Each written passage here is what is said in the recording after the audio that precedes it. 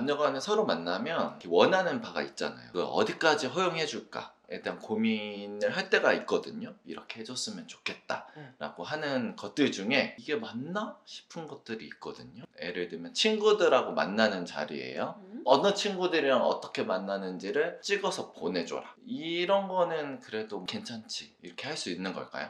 나는 그런 사람은 봤어요. 사진을 찍어달라고 하면 사진은 조작의 가능성이 있으니 동영상을 찍거나 아니면 영상통화를 하라는 경우는 봤어. 실제로. 그 전에 남자든 여자든 그 사람의 행동이 문제가 있었을 수도 있고 아니면 이 사람이 의심이 많은 경우일 수도 있고 본인이 뭐 그거에 대해서 크게 거부감이 없다면 문제는 안 되겠죠? 전에 전혀 의심받을 만한 일을 한 적이 없다라는 가정하에 그 요구를 받는 이제 사람의 입장에서는 조금 부담이 될 수는 있거든요. 이렇게 요구하는 사람의 심리에 대해서도 우리가 이야기를 해볼 수 있을까요? 자기 자신에 대한 확신이 없는 거예요. 결국은 이것도 자존감의 문제거든요. 이 사람이 다른 사람과 바람 혹은 다른 것들이 있을까봐 걱정하는 거잖아요. 그렇기 때문에 자기가 통제하려고 그러고 끊임없이 확인받으려고 하고 문제는 결국 내 안에 있는 거거든요. 이 사람한테 문제가 있는데 자꾸 이 해결책을 상대방에서 찾으려고 하니까 서로 피곤해지고 힘들어지는 거예요. 결론은 자존감의 문제인 거예요. 예를 들어서 내가 자존감이 되게 낮아. 근데 내 남자친구가 차은우야. 나는 24시간 옆에 있을 것 같아. 근데 그 남자친구가 차은우도 아니야. 아, 뭐 제 눈에 안경인가 보지.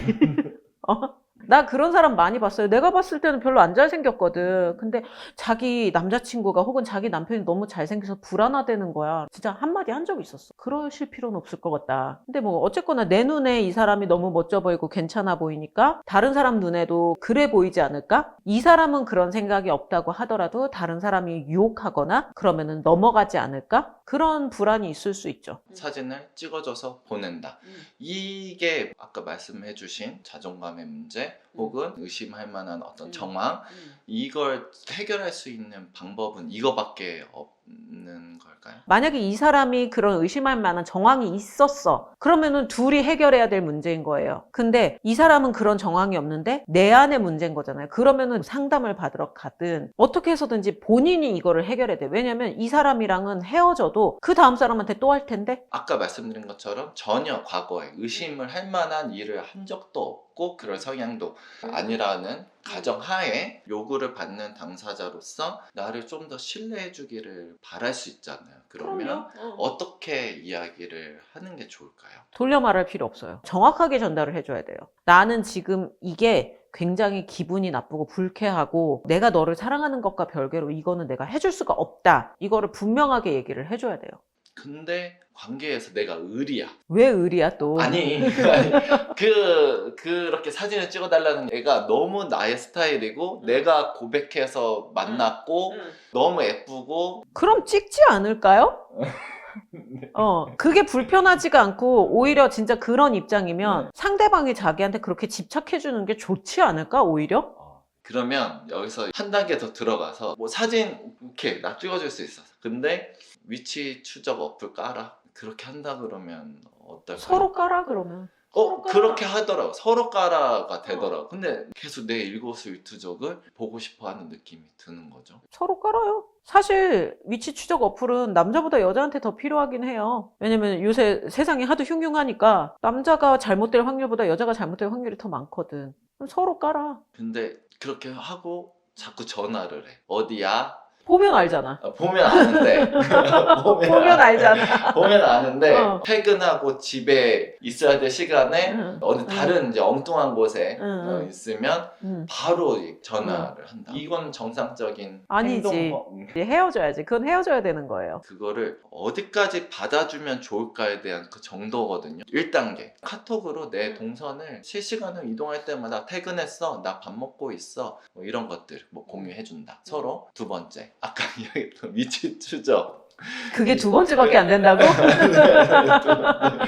너무 빨리 왔나? 어쨌든 위치 추적을 한다. 위치 추적 어플을 해서 서로 동선을 공개한다. 3번째, 내 핸드폰을 까준다. 카톡이든 카드 어디다 썼는지 다 볼 수 있게 해준다. 4번째, 홈 카메라를 해가지고 뭐 언제든지 보고 싶을 때 볼 수 있도록 해준다. 일단 네 번째는 아닌 것 같고, 그렇게 되면 내가 집에서 편히 쉴 수가 없잖아요. 퍼스널 스페이스를 완벽하게 침범한 거잖아요. 첫 번째는 그냥 자기 동선 얘기하는 거는 뭐 일반의 보통 연인들도 할 수 있으니까 그것까진 괜찮아. 근데 이제 위치 추적 어플이나 아니면 홈캠 같은 경우에는 지금 개인의 사생활을 침범하는 거거든요. 내 동의와 상관없이 그 핸드폰을 까서 보여준다. 이거는 보여줄 수는 있다고 생각을 해요. 그건 어쨌거나 내가 까서 보여주는 거잖아. 그거에 대해서 거부감이 없을 경우 내가 카톡으로 동선을 알려주고 내가 핸드폰을 내주는 거란 말이에요. 근데 나머지 두 개는 내가 하지 않아도 이 사람이 볼 수 있다는 거잖아요. 그러면은 자율성도 침범이 되는 거고 이 사람의 개인정보나 프라이버시를 완벽하게 침해하는 행위가 되는 거죠. 그러니까 나는 이것들은 안 된다고 생각을 해요. 특히 홈캠은 미치지 않고서야? 설치해달라고 요구하는 상대 쪽에서 내전에 그 연인이 그 집에서 바람을 펴가지고 나는 이 불안을 해소하지 않으면 누군가랑 만나고 싶지 않다 이렇게 부탁을 하는 거예요. 아니야. 그거는 그 사람 문제지. 전에 연인이랑 지금 이 사람이랑은 다른 사람이잖아요. 이 사람을 의심할 수는 있어. 왜냐면 그 전에 자기가 트라우마가 있었으니까. 거기까지는 서로 이해를 해줘야 되는데 지금 이거는 선을 넘은 거잖아요. 그건 아니지. 본인의 트라우마는 본인이 해결을 해야죠. 어느 정도 해결을 하고 어느 정도 다독인 다음에 그 다음 사람을 만나야죠. 전혀 다른 사람인데 지금 새로 온 이 연인은 그냥 같은 성별이라는 이유 하나만으로 이 사람한테 잠재적인 바람을 필 수 있는 사람이 돼버린 거예요. 얼마나 기분이 나빠. 어떻게 이야기해야 돼? 그러면 야 너 병원이나 가봐 이렇게 할 수가 없잖아. 그럼 싸우지. 대놓고 얘기를 해야 돼요. 나는 그런 사람이 아니라는 거를 얘기를 해줘야 되는 거고. 그리고 만약에 진짜 그가 혹은 그녀가 원한다 그러면 그래 네가 원한다 그러면 내가 언제든지 핸드폰 보여줄게. 그래서 네가 안심이 된다 그러면 그렇게 해줄게. 근데 이거는 아니야 라고 얘기를 해야지. 내가 해줄 수 있는 것과 해줄 수 없는 거를 명확하게 구분해서 해줘야죠.